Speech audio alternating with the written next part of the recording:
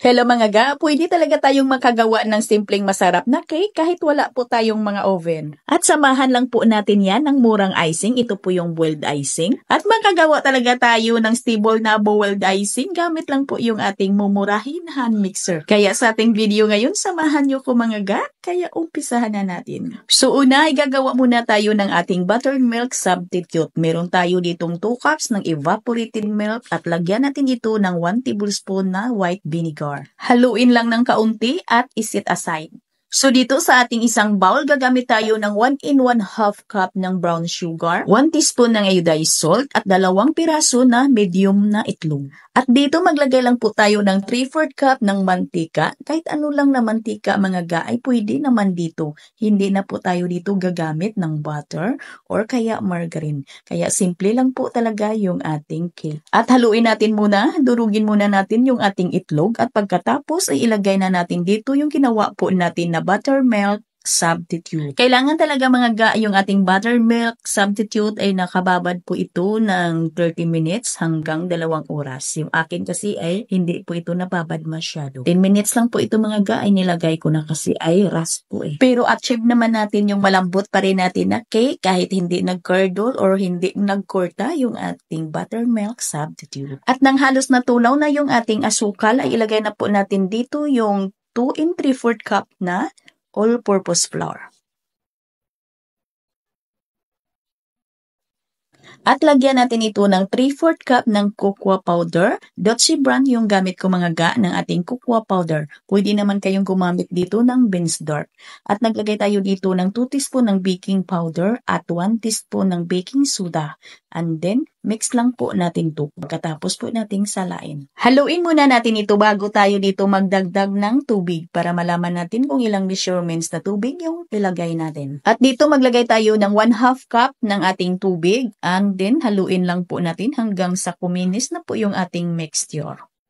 Makinis na po yung ating mixture, wag lang po natin itong ma-overmix. At ganito lang po yung consistency ng ating mixture. Ganito lang po siya kalapot. At dito gagamit lang po ako ng 9x4 ng ating round pan. At binanyahan ko lang yan ng margarine. At ilagay na po natin dito yung ating mixture. Pwede ding salain, pwede ding hindi. At takpan lang po natin ito ng aluminum foil. At pagkatapos ay pwede na po natin itong lutuin sa ating steamer. At kailangan ay kulong-kulo lang po yung tubig ng ating steamer mga ga bago po natin ito isalang. At niluto ko po ito sa aking steamer at may katamtaman lang na apoy ng aking kalan sa loob ng 50 minutes kasi medyo makapal din at saka malaki din po yung aking round cake pan. At tingnan lang po talaga natin kung ito'y luto na ba sa loob ay tusukin lang po natin ng stick. At pag malinis na yung ating stick na hindi nabasa ay okay na yan. Isit aside muna natin ito mga gagawa na tayo ng ating boiled icing. Dito sa ating boiled icing ay kailangan natin ng 1 cup ng white sugar at 1/3 cup ng tubig para matunaw lang po yung ating asukal. And then haluin lang po natin. At para makasigurado po tayo ay timbangin po natin yung ating egg white. Kailangan natin dito ng 74 to 75 grams na egg white. Kasi may mga itlog po tayo na yung medium na sizes ay marami po yung egg white na laman, bali maliit lang po yung egg yolk. Kaya timbangin na lang po natin. At i-transfer lang po natin dito sa dry na bowl at half teaspoon ng cream of tartar. Kung walang mga cream of tartar, pwede yung white vinegar. At pag ganito nakakulo yung ating asukal, ay umpisahan na din nating batihin yung ating egg white. Patuloy lang po natin itong batihin hanggang sa ito'y maging matibay habang kumukulo po yung ating asukal. At nasa katamtaman lang po yung apoy ng ating kalan. At ito na po yung ating egg white. Okay na po ito, matibay na. Ito po yung hinahanap natin sa ating egg white. At pagkatapos tingnan po natin yung ating asukal. Kailangan lang po talaga, itingnan lang po talaga natin yung ating asukal. Baka masunog din. Kailangan po habang nagbati po tayo ng ating egg white, ay i-check po natin yung ating asukal. Pag ganito na po yung ating asukal, na pag-angat po natin ay parang sinulid. Ibig sabihin yan ay okay na po yan. Dandahan na po natin ilagay dito sa ating egg white. Huwag lang pong biglang ibuhos lahat. Kailangan po ay dahan-dahan lang po. Utay-utay lang po yung paglagay natin para hindi din maluto yung ating egg whites.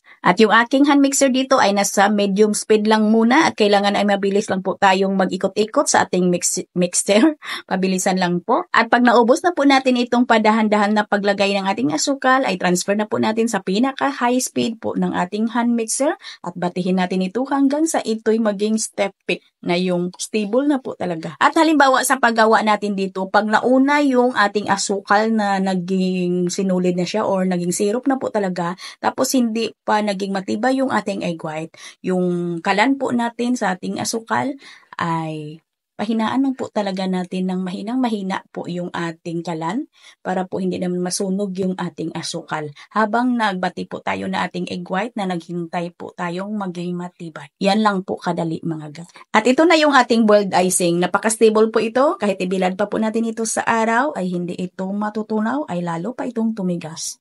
Masyado po talagang malambot yung ating cake. Pwede po ninyo ito mga ga na ilagay po ninyo muna sa inyong mga trailer bago po ninyo ito lagyan ng borders or frosting. Dito gagamit lang po ako ng cherries. Kunin ko lang po yung kanyang pinakasabaw. Gagamitin po natin ito. At isang hati lang po yung gagawin ko dito para hindi naman masyadong matamis, para hindi din tayo maraming icing na magagamit. Kung pagkain nyo lang naman mga ga, ay pwede naman na hindi na po kayo maglagay ng cherries. Ay diskartehan nyo na lang, ay depende na din yan sa inyo. Kahit hindi na nga tayo dito maglagay ng pinaka-juice ng ating cherries, ay matamis at moist na rin yung ating cake. Ayan, nag-crack po yung ating cake kasi ay napakalambot po talaga. Yun nga ang sabi ko ay ilagay nyo muna sa inyong mga chiller bago po ninyo ito gawin yung ating step na ito. Kasi itong gawa ko ngayon ay rush po, kaya hindi ko na po ito nilagay sa aking chiller, ay diretso na. Kaya ang lambot po talaga ng ating cake. Sumasama yung ating crumbs dito sa ating icing. Hindi po talaga ako marunong mag-design ng cake. Ako'y nag-practice lang din mag-design. At para hindi lang masyadong makapal yung ating icing na mailagay at madali lang po, ay gumamit lang po ako dito ng cream o na biskwit. Durugin lang po natin at pang-design po natin dito. At depende na din yan sa inyo kung paano nyo i-design yung inyong mga cake. Pwede kayong gumamit dito ng melted chocolate. Pwede kayong mag-design dito ng chocolate. Ako ay ito na lang po para madali lang pong hanapin at hindi na masyadong magastos. O ayan mga ga, ang dali lang po talagang gawin ha at hindi natin kailangan dito ng oven. At mura pa yung ating icing at madali lang naman yun sundan. Hanggang dito lang yung ating video. Sana nakatulong kasi ay malapit na po yung ating mga okasyon. Ito pong muli inyong kainday at bye-bye!